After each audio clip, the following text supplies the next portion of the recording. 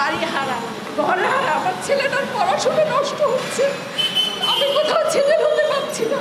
এই অবস্থায় আমার কি করণীয় আছে?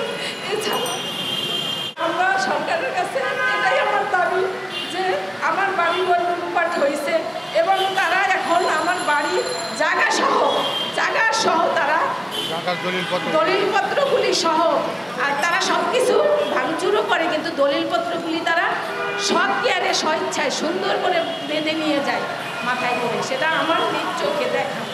তো এখন তারা আমার বাড়ির জায়গাটা সেটা পর্যন্ত তারা নেওয়ার পায়, তারা চলছে তাদের মধ্যে।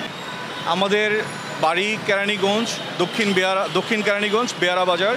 সেখানে আমাদের যে বাড়ি আছে সে বাড়িতে অতর্কিত হামলা চালায় কিছু দুর্বৃত্ত এবং এলাকার কিছু সন্ত্রাসীগণ।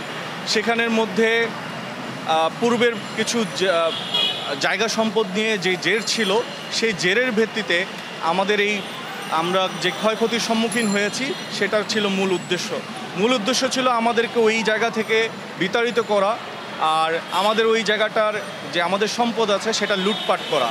তা আমাদের আজকের মানববন্ধনের মূল উদ্দেশ্য হচ্ছে আমরা সরকারের কাছে আকুল আবেদন করছি, তখন আমরা কোনো আইনের সহায়তা নিতে পারি নাই বিধায় আজকে আমরা এই পর্যন্ত এখানে এসে দাঁড়িয়েছি।